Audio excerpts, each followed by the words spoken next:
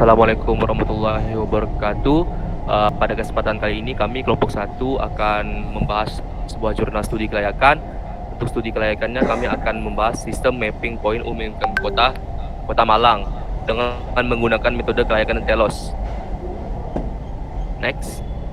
Yang ditulis oleh Dita Lupitasari. Untuk kelompok-kelompoknya ada Wasis Krisna Wibowo, ada Syarif Muhammad Al-Haiza, ada Vika Sabila Tinanda, ada Karina Silinovianti, ada Irani Kamil, ada Robi Ronald Ferry Simajuntak, ada Siti Zulfa, ada Jorgi Laksamana Putra, ada Rolin Haki Kitaki, dan Kesha Pangalibuan. Next. Untuk pertama saya akan membahas kelayakan finansial.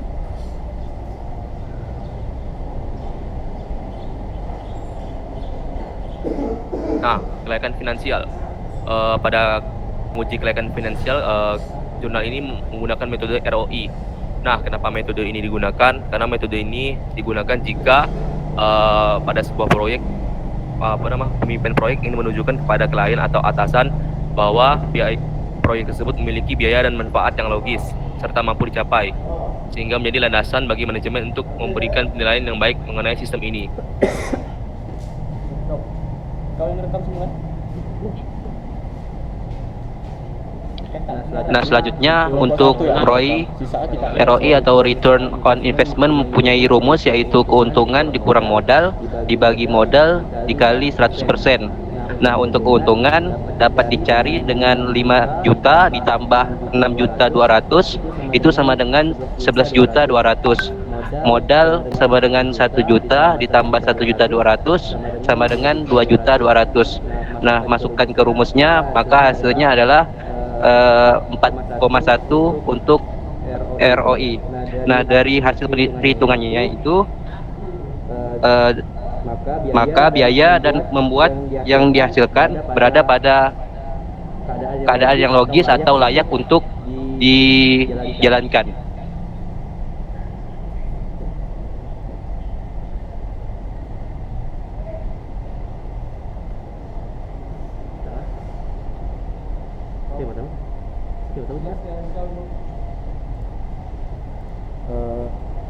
Selanjutnya kita masuk ke kelayakan operasional.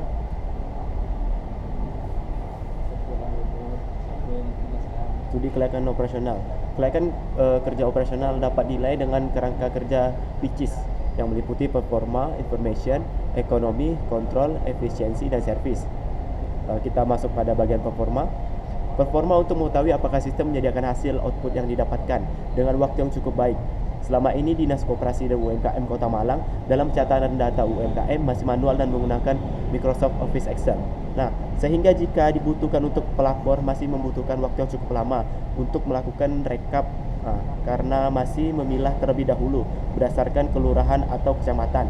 Pencarian juga cukup lama karena harus melalui pencarian pada beberapa sheet dalam dokumen Excel. Dalam sistem yang dikembangkan, pelapor data dan pencarian membutuhkan waktu yang cukup singkat karena sudah dikategorikan berdasarkan kebutuhannya. Selanjutnya kita masuk pada bagian informasi. Untuk mengetahui apakah sistem menyediakan informasi yang dibutuhkan oleh pengguna, Dinas Koperasi dan UKM Kota Malang selama ini merasa kesulitan dalam memberikan informasi yang lengkap jika dibutuhkan oleh pemerintah daerah, pemerintah pusat ataupun masyarakat. Nah, dikarenakan harus mencari atau merekap data satu persatu, pengelompokan data berdasarkan kecamatan dan kelurahan atau bahkan jumlah data yang dimiliki juga harus menghitung secara manual.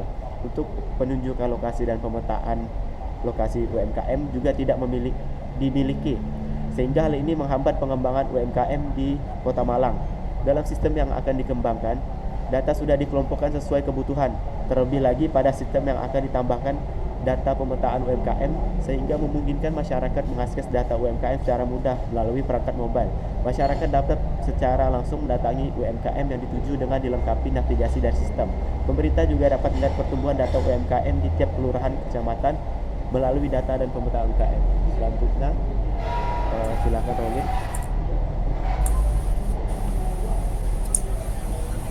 Yang ketiga, ekonomi. Ekonomi untuk mengetahui apakah sistem memberikan layanan yang memungkinkan untuk mengurangi biaya dan meningkatkan manfaat. Sistem yang digunakan selama ini banyak, menggunakan dokumen kertas yang cukup banyak karena seringkali terjadinya kesalahan. Jadi sistem ini yang akan dibangun diharapkan dapat mengurangi kesalahan dan mengurangi penggunaan kertas. Juga diharapkan memberikan keuntungan yang lebih kepada pemerintah, masyarakat, dan khususnya pelaku UMKM dengan adanya kelengkapan informasi yang diberikan. Yang keempat, kontrol. Kontrol untuk mengetahui apakah pada sistem terdapat sistem pengawasan untuk melindungi data. Selama ini data diletakkan dalam komputer yang diakses oleh seluruh personalia yang ada di bidang UMKM, yang di bidang UKM. Pada sistem yang akan dibangun, data akan berada pada server yang telah di-hosting. Sistem memberikan batasan hak akses dan hanya bisa diakses oleh pegawai yang ditunjuk. Selanjutnya, Kamil.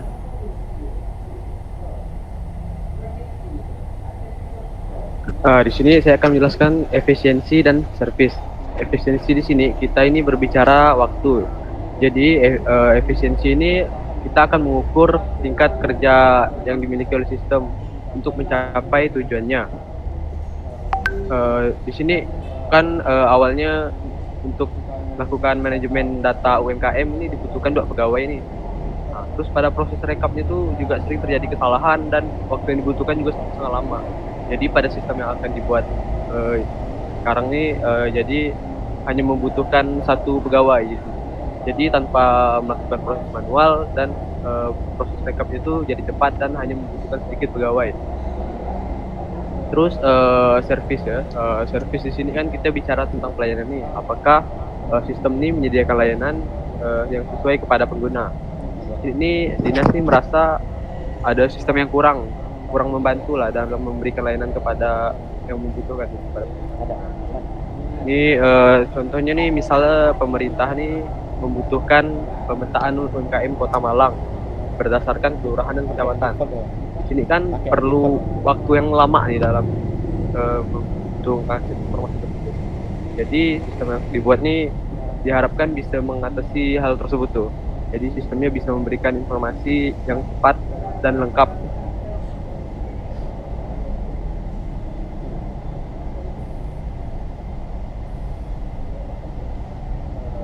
Terus penilaian kelayakan operasional ini berdasarkan analisa dari jurnal ini diketahui bahwa sistem yang baru ini memiliki potensi untuk bisa meningkatkan performa kerja dari dinas.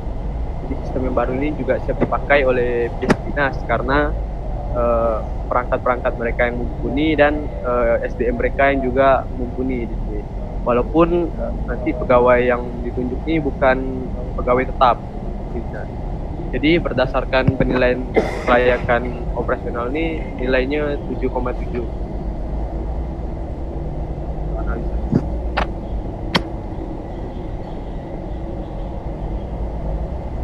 Selanjutnya akan dijelaskan oleh teman saya. Baik, di bagian ketiga ini kita akan membahas tentang kelayakan hukum.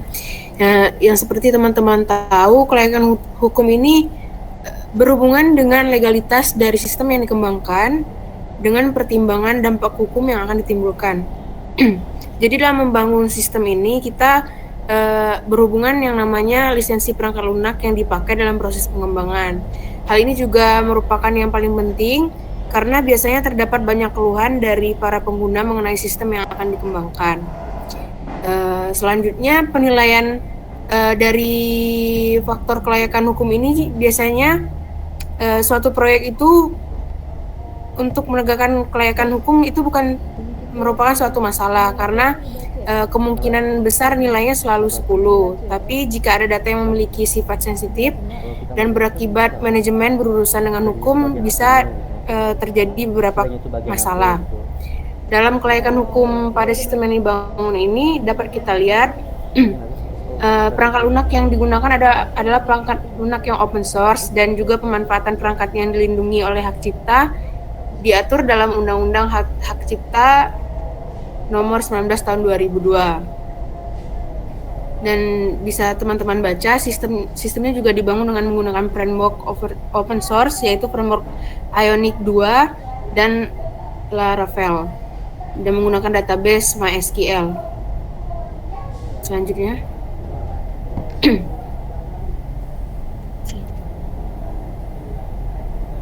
Penilaian kelayakan hukumnya di sistem ini dibangun dengan perangkat lunak yang tidak melanggar hak cipta. Data yang dipakai juga dikembangkan sistem bukan data sensitif dan yang perlu perlindungan khusus. Jadi sistem ini bisa dirancang dengan kelayakan hukumnya adalah 9. Selanjutnya akan dibacakan oleh teman yang lain.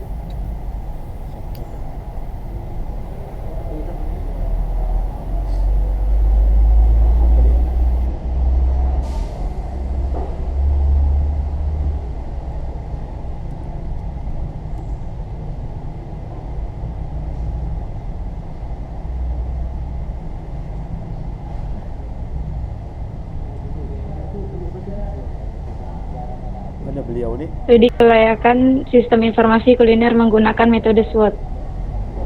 Jadi Analisa SWOT merupakan salah satu cara dalam menyusun strategi perusahaan atau organisasi. Analisis SWOT dapat dilakukan dengan cara menggambarkan kondisi atau dapat juga dengan cara mengevaluasi suatu masalah. Jurnal ini merupakan penelitian kualitatif dengan melihat faktor-faktor internal, yaitu kekuatan dan kelemahan, serta faktor eksternal, yaitu peluang dan ancaman, atau biasa yang disebut strength, weakness, opportunities, dan threats.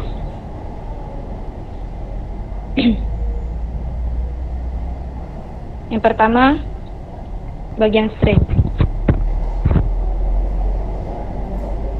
Pada analisis SWOT kuliner Kabupaten Banyumas. 1. Kabupaten Banyumas terkenal dengan beragam wisata alam, budaya, religi, dan kuliner. 2. Dukungan pemerintah daerah untuk pengembangan industri pariwisata. 3. Harga jual produk kuliner di Kabupaten Banyumas yang masih murah dan terjangkau. 4. Tren pertumbuhan kunjungan wisatawan ke Kabupaten Banyumas yang terus meningkat dari tahun ke tahun. 5. Banyaknya varian kuliner di Kabupaten Banyumas yang tinggi. 6. Mudahnya ditemukan bahan baku olahan kuliner di Kabupaten Banyumas. Selanjutnya akan dijelaskan oleh Vika. Selanjutnya tentang weakness. Jadi yang pertama itu transportasi antar kota, antar provinsi menuju Kabupaten Banyumas yang masih terbatas melalui kereta api dan bus atau kendaraan pribadi. Yang kedua itu minimnya produksi terkait pariwisata kuliner yang dimiliki Kabupaten Banyumas.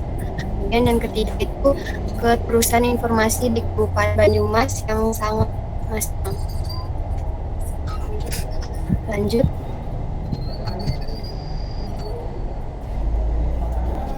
Kemudian ada opportunity, itu pengembangan sektor pariwisata merupakan salah satu program pembangunan nasional yang diwujudkan melalui program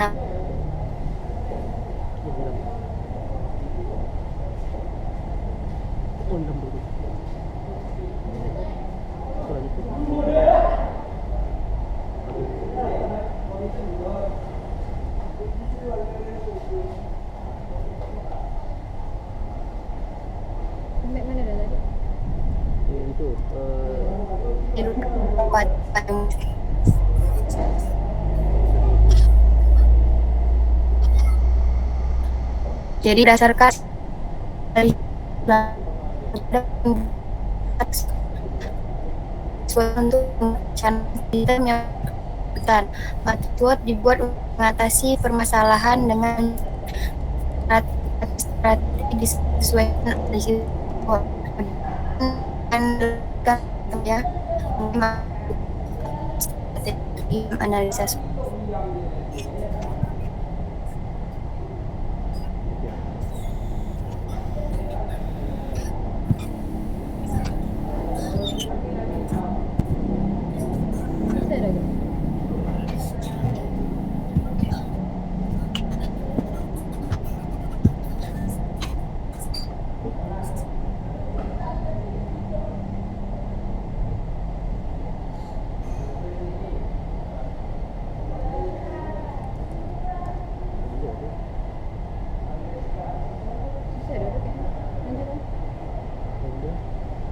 lanjut. Nah, selanjutnya ada tabel 4 matriks SWOT kuliner Kabupaten Banyumas di mana kita masuk ke dalam peluang atau opportunity. Untuk yang pertama, untuk kekuatan atau strengths. Nah, yang pertama ada strategi SO. Strategi SO itu adalah situasi yang sangat menguntungkan di mana perusahaan tersebut memiliki peluang dan kekuatan sehingga dapat memanfaatkan peluang yang ada. Untuk kasus kami di sini, strategi SO yang dilakukan adalah merancang dan mengembangkan sistem informasi pariwisata khususnya kuliner khas Kabupaten Banyumas yang beraneka ragam dan memiliki harga terjangkau sebagai salah satu bentuk dukungan program Nawacita dan untuk meningkatkan kunjungan wisata di Kabupaten Banyumas. Kelemahan atau weakness yaitu strategi WO di mana perusahaan menghadapi peluang pasar yang sangat besar, tetapi di lain pihak menghadapi beberapa kendala atau kelemahan internal. Untuk yang kami lakukan di sini yaitu membangun sistem informasi kuliner untuk mempromosikan pariwisata khususnya di bidang kuliner khas Kabupaten Banyumas sebagai wujud program Nawacita. Next.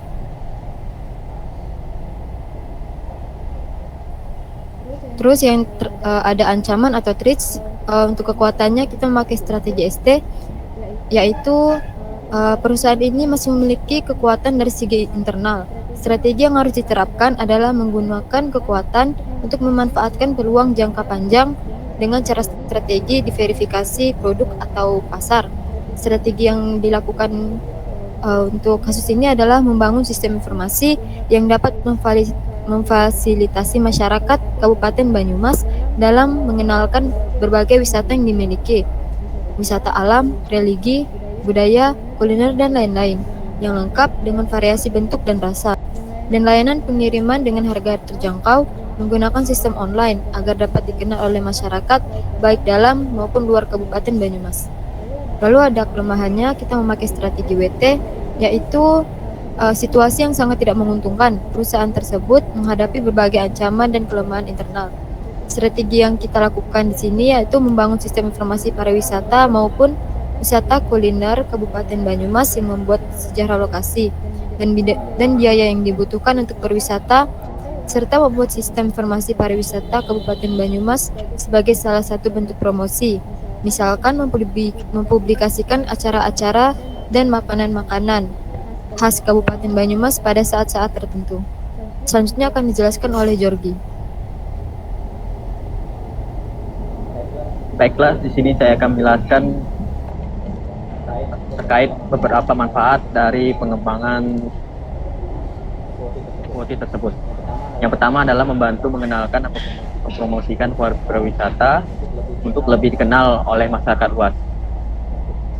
Kedua, membagikan pengetahuan akan strategi yang harus diketahui oleh masyarakat khususnya yang memiliki bisnis di bidang pariwisata maupun wisata kuliner. Ketiga, dapat meningkatkan penghasilan penduduk. Dapat disimpulkan bahwa ketika manfaat tersebut bahwa sebelum membuat sistem harus dilakukannya analisis kelayakan terlebih dahulu. Sekian dari kelompok kami. Jika pemaparan kami terdapat kesalahan dalam penyampaian dan perkataan, mohon maaf. Sekian, terima kasih.